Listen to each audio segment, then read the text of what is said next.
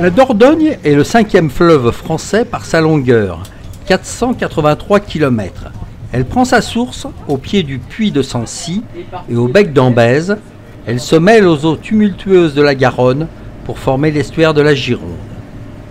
Du point de vue des milieux et des espèces, le bassin de la Dordogne présente un patrimoine riche, diversifié et particulièrement préservé. La présence de plusieurs espèces emblématiques en témoigne, l'esturgeon européen, le saumon, la loutre. Coque de bateau et pas de gaba. La gaba a un fond plat.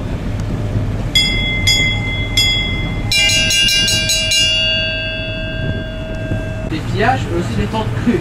Il y avait un peu plus tard, au XIIIe siècle, grâce à l'expansion économique et au développement de la viticulture, c'est tout le commerce de travaux. Également au XIIIe siècle, il accueille une grande centrale hydroélectrique. Il y a 4 autres centrales hydroélectriques et maintenant elles produisent autant qu'un réacteur nucléaire.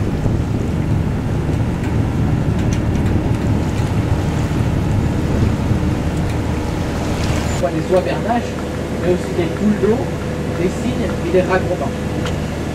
Les ragondins qui étaient énormément classés au XIXe siècle, parce qu'en plus de construire des galeries, ils construisaient l'île.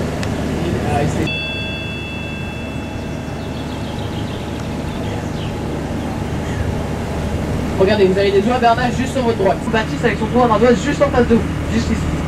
Voilà, avec la tour qu'il a donnée. Donc, anciennement, c'était l'hôtel des rois de France. Aujourd'hui, bien sûr, nous sommes tous sous une royauté, et c'est le musée national du tabac. Sur votre gauche, le clocher tout à gauche, il culmine à 82 mètres de haut. C'est Notre-Dame de Vergeois, qui a été édifiée par Paul Abadie. Paul Abadie qui a notamment construit le Sacré-Cœur à Montmartre, et qui a rénové Saint-Front à Périgueux. Elle a été détruite 2 fois, une fois pendant la guerre de religion, une autre pendant la guerre de 100 ans. La deuxième fois, elle a été reconstruite en décalé. On ne sait pas pourquoi, mais on voit ça grâce au son d'architecture. Avec les barrières en bois juste en haut. Donc, en fait, ce sont les bases de l'ancien pont du XIIIe siècle. En 1783, ce pont se fait totalement détruire, totalement emporté par une creux de 15 mètres. Il le détruit totalement. 15 mètres, pour vous donner un ordre d'idée, c'est la hauteur des parapets juste. C'est une porte qui est encore cas où. C'était en fait une voie de communication et un réseau de commerce privilégié entre le haut pays producteur de bois et de charbon et Bordeaux qui était une véritable métropole maritime. De vous avez le pont du Gilet, en face. Le pont du Gilet a été construit par Gustave Eiffel, chemin de fer, et aujourd'hui c'est un pont pour les voitures.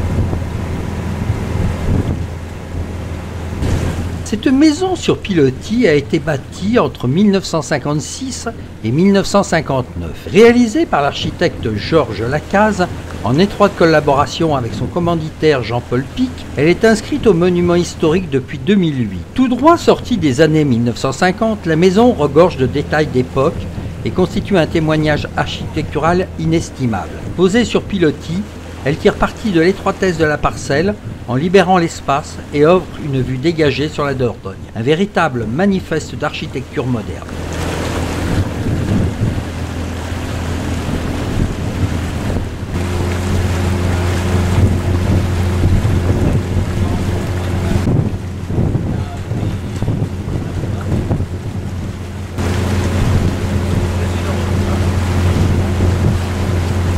Je suis de retour pour vous parler des 4 couleurs du Périgord. Donc les 4 couleurs, c'est des parties du Périgord qui sont séparées en 4 parties, donc, et chaque couleur représente une partie. En fait, on va dans une partie. Donc la vraie explication, c'est qu'en fait, les feuilles de chêne deviennent pourpre à l'automne. Donc, 4 façons de les trouver. 4 façons très spéciales. La première, d'après vous, ça c'est quoi? Le chien, exactement. Le chien, pourquoi? Et il s'appelle Port de Cadouan et pas Port de Bergerac. Pourquoi? Tout simplement parce que pendant la guerre de religion, les camps de l'abbaye de Cadouan, pour remettre le catholicisme à Bergerac. Ça a été un échec total, et donc en honneur de ces moines, on a nommé le port de Cadouan le port de Cadouan. Donc, quand nous sommes de retour, ça veut dire que la visite va prendre.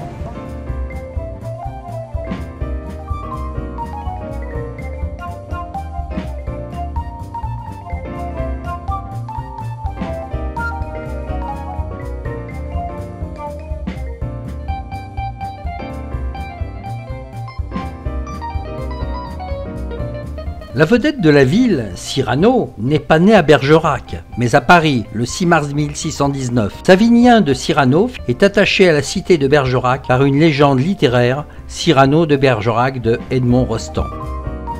Au XVIIe siècle, une congrégation de moines s'est installée à Bergerac afin de ranimer la foi catholique dans la ville. Ils ont alors fait construire le cloître des Récollets.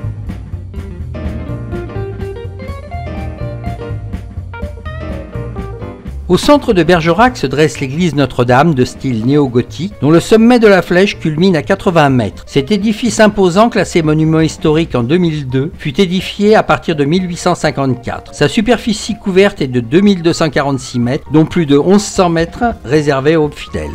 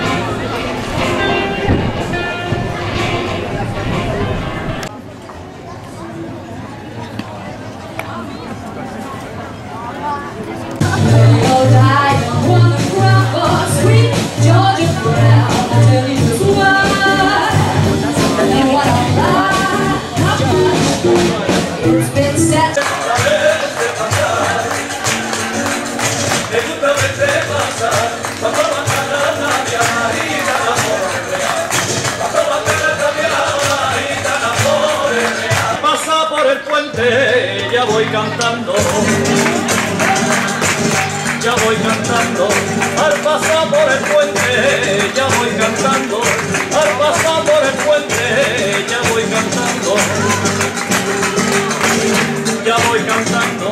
y al llegar a la feria, ya estoy bailando, y al llegar